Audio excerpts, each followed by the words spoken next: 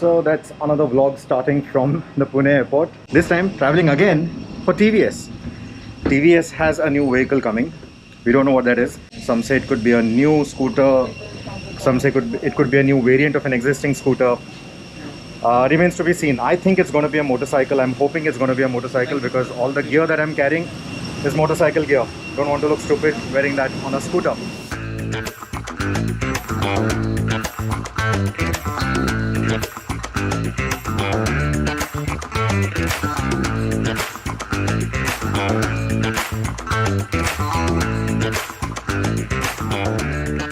This time, however, we are in Bangalore and not in Chennai. The ride is going to happen at TVS's test track near Hosur, and that's what we are here for. For those of you who thought that RT-PCR is not required anymore in Karnataka, it's still required. Today's date is beyond 1st of September. Everyone thought that after 1st September it's not required, but RT-PCR is still compulsory, still required, irrespective of your vaccination status. So if you're traveling into Karnataka from other states, it's still important, it's still required, it's still mandatory. So subway on the airport at Bangalore works very differently. You don't have separate counters for veg and non-veg. You have a non-veg counter where you select your meat and then it goes to the veg counter for your veggies. So I'm not sure how people take to that, but yeah, I think it just makes the process a little faster.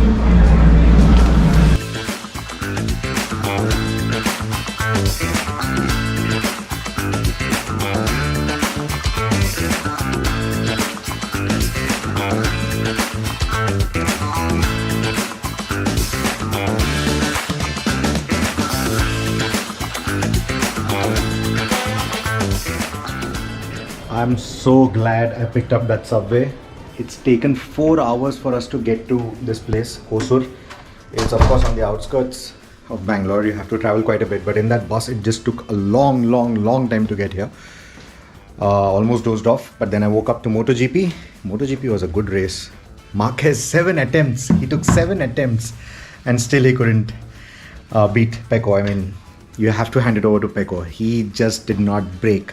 Amazing. Did not break under pressure. Amazing race. And yeah, finally we're here. So tomorrow morning is when we head out. Super tired now, time to sleep. And in the morning, it's a very early morning. In fact, 6 a.m. is when we leave from here for the TVS track, and that is where we ride the new vehicle. I'm still guessing it's going to be a motorcycle and not a scooter. Oh wait, sorry, I forgot to show you my room. So that's the room. This place is called Le Classic. It's in Hosur. There's nothing around here is what the hotel tells me. I'm not going to get Nagarjuna. So that's the room. No great view. It's just a busy street outside. People honking a lot. So yeah, that's that. So I think this trip, Nagarjuna is not going to happen because we are on the outskirts. Flight is also going to be early morning. We are headed further outside of the limits, city limits. So I don't think Nagarjuna is going to happen. Sad me. So Hosur is indeed in Tamil Nadu. It's an industrial city that is home to Ashok Leyland, Caterpillar, Schaeffler, and of course TVS.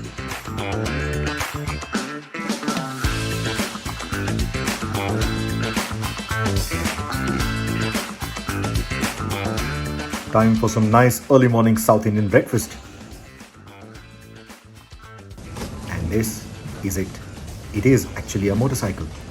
Say hello to the Raider 125.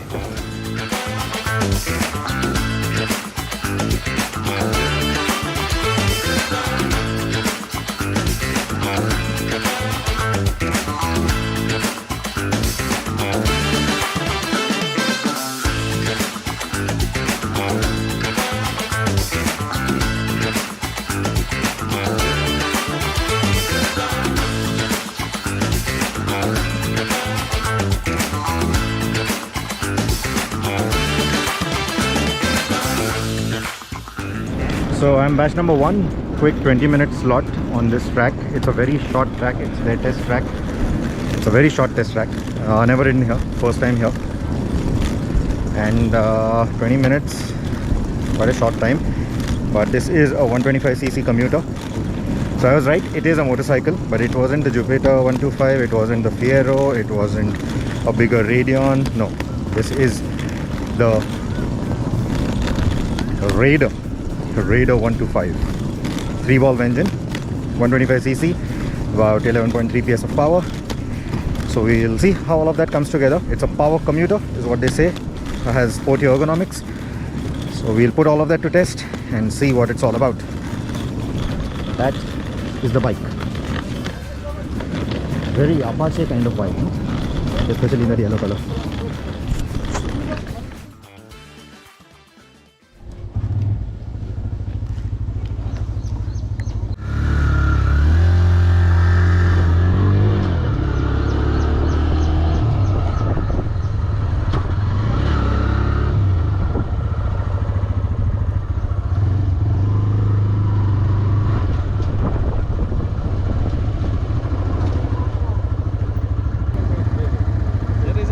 In the front that has went out, so just watch out. Okay, good. National bird. Yeah, of course. Something maybe.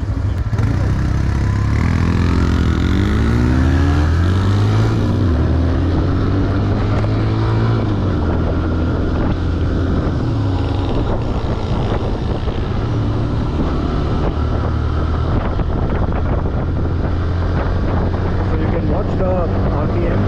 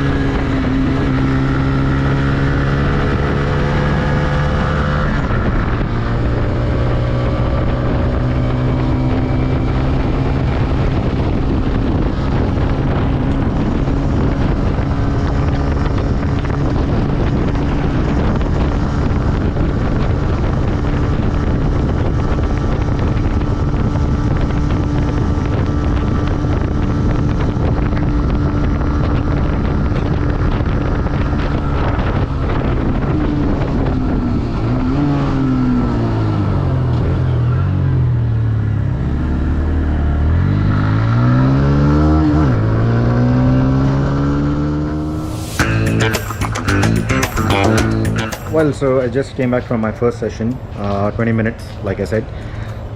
Does it redefine riding? Not really, but what it does for the 125cc segment, the power commuter segment, I think is quite good. What they've managed is an excellent package. TVS's racing DNA shows in this motorcycle as well, handles quite well. It is on the softer side. It is not really as taut as something like the KTM 125, the Duke 125, if I have to put things into perspective. The front end feels quite soft. There is good feedback, but it feels quite soft, so you know that you can't really push it too hard. But for someone who is starting out, maybe upgrading from a scooter and they want something sporty, I think it really makes a lot of difference. This is a nice motorcycle. The power mode and the eco mode, there's a vast difference between the two, and I think that is something that a lot of first timers are going to enjoy. TVS bringing riding modes to this segment, that is the big news, and it really makes a lot of difference to the way the engine responds, and that's something that I really enjoyed. Right now there is quite a bit of difference between the two, in terms of how much it revs, how it delivers that power. It is a very noticeable change. It doesn't feel like a gimmick at all. So I'm quite happy in terms of how the package handles. Of course, this is just a small test track.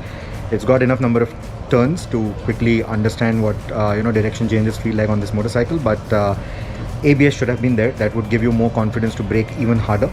That's the only thing. So the wheels don't lock up that easily. It has a combined braking system, so when you apply the rear brake, you can feel the front end also getting a little bit of the braking pressure. You can feel it in the brake lever as well, especially if you're squeezing the front brake lever and you're also pressing the rear brake at the same time. You can feel a bit of that additional pressure difference in the front brake lever. This is the new TVS Raider 125, and this is how the combined braking system works on it. I'm only pressing the rear brake and you can see that the front is also getting some braking pressure. So that needs a bit getting used to, but it's a nice feature to have. But I think they should have at least had ABS as an option. That's my feeling here. But otherwise, I quite like the package so far. Only spent about 20 minutes with the motorcycle, so we will get a few more rounds with the bike, and then I shall come back and talk more. Nice clean South Indian way of eating, and it's a pure veg menu. Food is not yet served, but it's a pure veg menu. Why not? This we shall try. Gobi 65 biryani.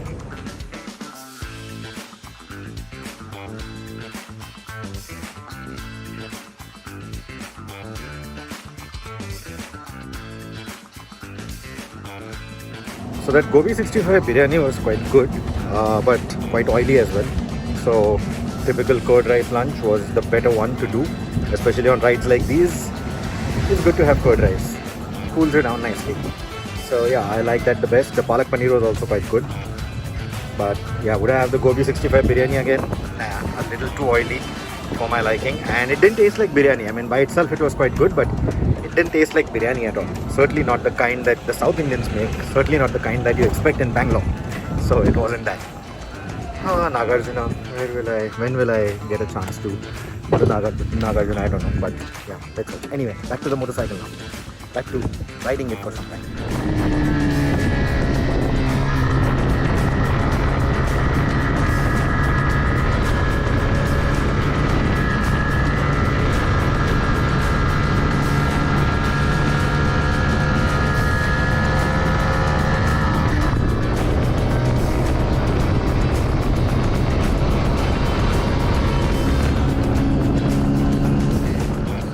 Right then guys, so this is the new TVS Raider 125. I'm sorry I do not have a mic on me right now. I've forgotten it in my bag, and I've just found some time and space to give you this walk around. So please excuse any wind noises or any inconsistencies in the audio.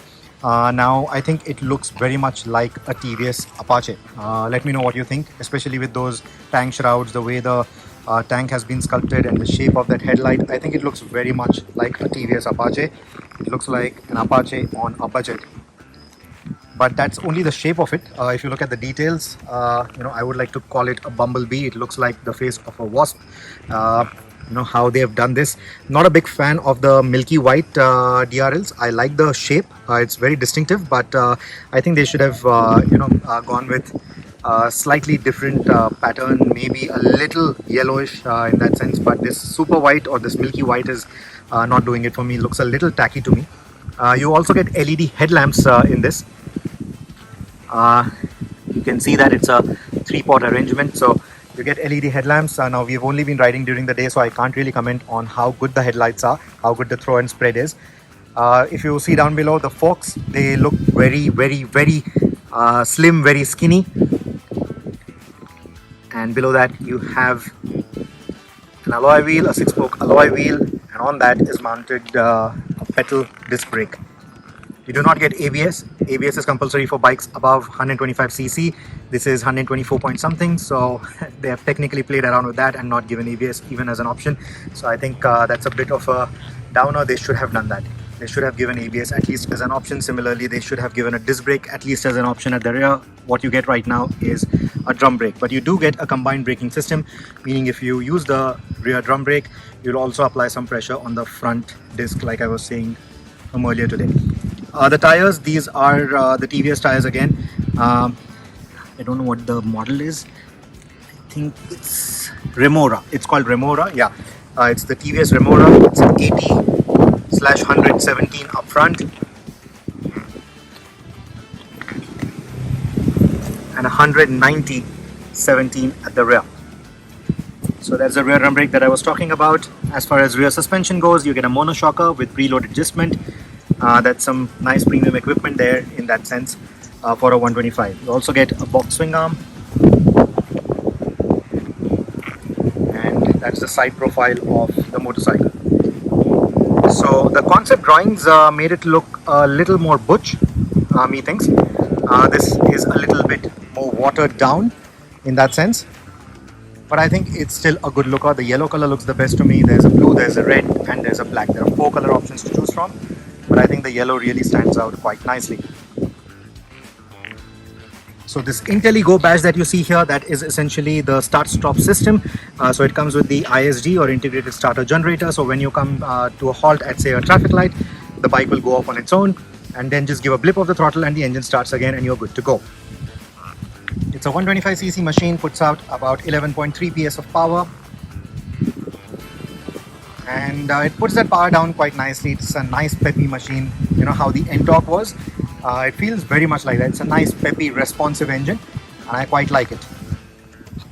It is mated to a 5-speed transmission, and you will see that the exhaust also has this aluminum finish, not aluminum but aluminum finish canister tip, and the heat shield that creates a nice contrast. Looks quite nice.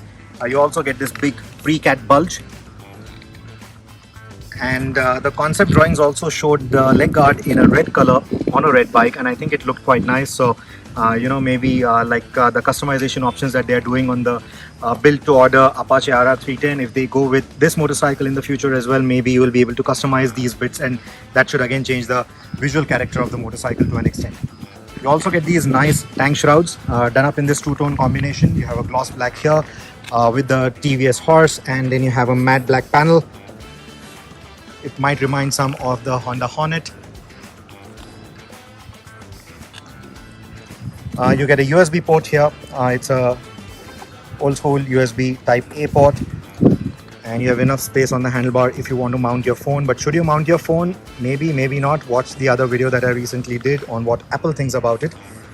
And in terms of the switch gear, again a very familiar switch gear, but there are some inconsistent gaps here, and you know, these gaps I'm seeing on all the motorcycles present here. I'm guessing they're all prototypes, but still these gaps sort of take away from the premium feel that the rest of the bodywork otherwise gives you. Even here, if you see, you know, there are these unfinished lines, and I don't quite like the way that is done, especially you know, when you look at the rest of the bodywork, how cleanly everything is put together. It just feels a little low rent to me. The key, it is the laser cut key. It's not focusing on that. Yeah, it's a laser cut key. It looks quite nice. It's like the RR310, and you will see that there is this flashing helmet symbol on this LCD panel that reminds you that you should wear a helmet before you start riding. You also have these color-coded areas within the instrumentation. It looks quite nice. You have the blues, the reds, the green for the neutral. What you see here is power, and then if I flick this switch here, it says eco. So essentially there are 2 riding modes for the engine as well. I'm going to come to that in a bit. You also get a trip computer.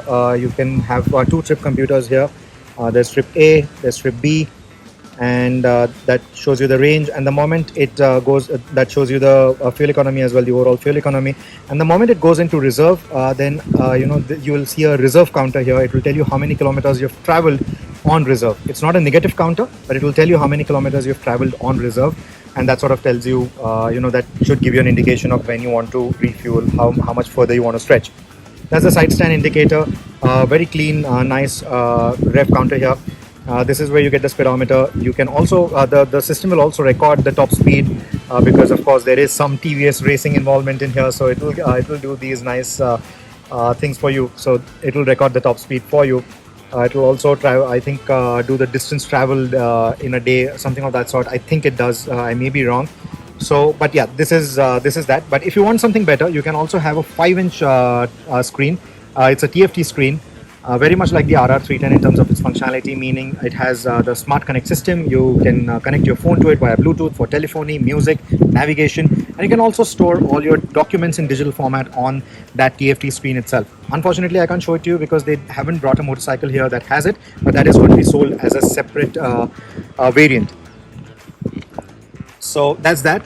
The cable management is quite nice. I like how they've done up everything here. It's an all black layout with only these chrome bolts creating a contrast, and of course the TVS logo standing out quite nicely. But this all black layout really looks nice, goes very well with the rest of the motorcycle. It's very nicely done up in that sense. Now what this switch does is essentially toggle between the power and the eco modes. But you know, when you're riding for the first time, you're your finger essentially goes here to kill the engine, because this is usually where the engine kill switch is. This is how it's shaped, but here it's a power mode. So that ISD, or the start stop system that I was talking about, works only in the eco mode. It will not work in the power mode. The moment you go into power mode, the ISD is turned off, so you do not get the automated start stop system. The levers, they aren't adjustable, but again, some TVS racing involvement here. You get this little notch, so in case you drop the bike, this is the part that's going to break off, not the entire lever, so it's still usable, and that's on both the sides. Though, however, you will notice that the finish for the levers is very different. This has a chrome finish, whereas this has a satin finish, and I think this is again down to the prototype. So you get a pass switch here, high beam, low beam for the LED headlamps, indicators, and a big switch for the honk. Now, the seats, if you look at them, they are nice and wide. They're big. The rear seat is quite wide as well, and I really like how they have integrated these recesses here, these handles here. Now these can be replaced with optional panniers at a later stage. They will add it to the options list or to the features list, but I think it's very cleanly integrated, looks quite nice. Also, the seat is nice and wide, so your pillion is really going to be happy, is what I think. I can't really comment on the long distance comfort right now, because we've been riding on TVS's test track since morning, and we haven't really put in a lot of time, 40 minutes total. Now you get this little lock at the rear to open the seat, and under the seat you get this little storage. Now, a plus size phone is not going to fit in here. A smaller phone should fit, and I think they should have done this USB port here instead of there, so that you could store your phone in here during the rainy days, maybe get a waterproof compartment. Now, is this compartment waterproof or not? I don't know yet. I'm guessing it should be, given how the beading is and given how the layout was, but that is something that we'll test when we get it for a road test. Very clean sari guard design. Looks quite nice, doesn't stand out too much. It's nicely integrated within the bodywork. It's a compulsion and you need to have it, but it's nicely done. It doesn't look like an eyesore. So that's the motorcycle overall. What do I think about it? My ride report is going to be up on Overdrive very soon, so definitely do check it out. I will also have the link to the video in the description, so definitely do check that out as well. If I forget to add those, please just head to youtube.com/odimag and you should be able to watch the review. There I'll talk about how the engine feels, what is the difference between the two modes, the power and the eco mode, how the suspension behaves, and how the bike is as an overall package. But let me know what are your thoughts. Do let me know whether you like the design, not like the design. I think the only radical element is that headlamp, and let me know what you feel about the design of that headlamp. But overall, I think this is a lovely package, something that the 20-somethings will definitely enjoy. The college goers will definitely enjoy. If you're upgrading from a scooter, I think this is going to be a very nice motorcycle. It's going to be a very nice package. If there's anything that I haven't covered or any questions that you still have about the motorcycle, do let me know what those are, and I'll try to answer them in the comments. And I think the only thing I forgot was the tail light, of course, and it's got a very small stubby tail light. In fact, from the rear, it again looks a lot like the Honda Hornet. Instead of the X on the Hornet, you have a different detailing here. That is what gives it the distinction, but it looks very much like a Hornet from the rear, and that design has worked for Honda quite well, and that is another market that Suzuki is now looking at tapping into, because the Hornet in its 2.2 avatar has just become very expensive. It's also a larger capacity motorcycle, of course, but not everyone would want to stretch all the way there, and not everyone would want the power. So for those kind of people, this power commuter, I think, will do a lot of good. Well, that's it now. And like I said, if you have any more questions about the motorcycle, definitely do put them in the comments. If you're at the Bangalore airport, this is one place that you definitely should eat at. Breakfast, a quick snack, whatever it is. If you like South Indian food, this is where you definitely want to get a bite. It's amazing. I usually don't eat breakfast so early in the morning, but this place I just can't resist. The pisi vile bhat, or even something as simple as the idli vada, is just amazing. Anyway, that's it. Thank you so much for watching this video. Do subscribe to the channel if you haven't already, and like I said, please drop in any queries that you have about the motorcycle in the comment section below, and I'll join the conversation and answer them for you. Thank you.